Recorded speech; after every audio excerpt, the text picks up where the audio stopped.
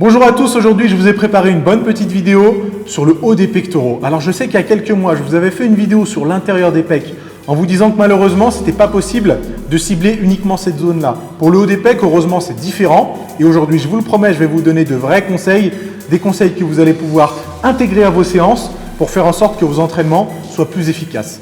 Alors c'est marrant parce qu'en regardant un petit peu les vidéos sur YouTube qui traitent du sujet, j'en ai pas trouvé une seule qui couvrait les bases, qui couvrait l'essentiel, justement pour que vous puissiez modifier vos séances et faire en sorte qu'elles soient plus efficaces.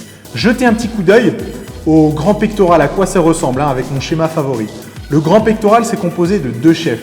Le chef sternal, qui s'insère sur le sternum, et le chef claviculaire, celui qui nous intéresse aujourd'hui, qui s'insère sur la clavicule. Écoutez bien la phrase que je vais vous donner. Pour avoir une contraction complète, pour stimuler au mieux un groupe musculaire, il faut que la trajectoire de votre mouvement soit alignée avec les fibres musculaires. Jetez un petit coup d'œil au sens des fibres musculaires pour la partie claviculaire. La partie claviculaire, elle part de l'intérieur du bras et elle arrive sur les clavicules. Les fibres ne sont pas à l'horizontale. Les fibres vont légèrement vers le haut.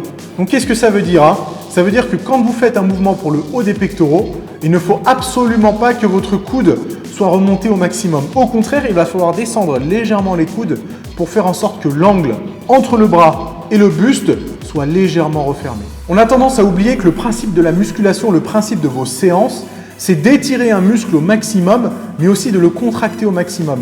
Et malheureusement, si la trajectoire de votre mouvement n'est pas alignée avec les fibres musculaires, vous n'arriverez ni à l'étirer, ni à le contracter au maximum. Voilà pourquoi c'est si important. Donc comment ça se traduit concrètement sur les exercices que vous utilisez pour le haut des pectoraux? Jetez un petit coup d'œil sur l'exécution d'un écarté incliné avec les haltères. La plupart du temps, on a tendance à sortir les coudes au maximum pour faire en sorte que les poignets, les coudes et les épaules soient alignés. À mes yeux et à mon goût, c'est une erreur. Il faut que la trajectoire du mouvement justement soit adaptée à la trajectoire des fibres musculaires et pour ça, il va falloir refermer un petit peu les coudes. Donc quand vous faites votre mouvement d'écarté, au lieu d'écarter sur le côté, il va falloir écarter légèrement sur le bas. Et c'est un conseil qui est applicable sur tous les mouvements pour le haut des pectoraux.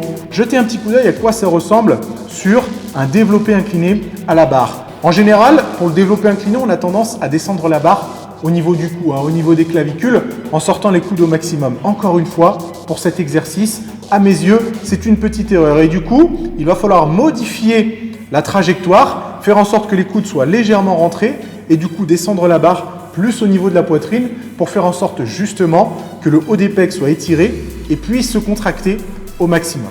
Et ce qui est intéressant avec les conseils que je viens de vous donner, c'est qu'ils sont applicables pour tous les groupes musculaires. Jetez aussi un petit coup d'œil sur le sens des fibres pour le bas des pectoraux. On a tendance à croire que la trajectoire optimale pour le bas des pectoraux, c'est une trajectoire horizontale. Encore une fois, c'est une erreur. La trajectoire optimale, c'est une trajectoire qui va vers le bas. De cette façon, vous allez pouvoir éloigner les insertions le plus possible, c'est-à-dire étirer le muscle au maximum, et rapprocher les insertions le plus possible, c'est-à-dire contracter le muscle au maximum. Et c'est ça qui va vous permettre de continuer à progresser en stimulant de façon optimale chaque groupe musculaire. Voilà, j'espère que vous aurez apprécié ces petits conseils sur le haut des pectoraux. N'hésitez pas à modifier la position de vos coudes en conséquence pour faire en sorte d'optimiser la contraction du haut des pecs. Testez-le dans votre prochaine séance pectoraux. Dites-moi ce que vous en pensez dans les commentaires. Si vous avez aimé, un petit like sur la vidéo. N'hésitez pas à la partager. Bien sûr, abonnez-vous à la chaîne. Et on se retrouve bientôt pour d'autres conseils pour les autres groupes musculaires.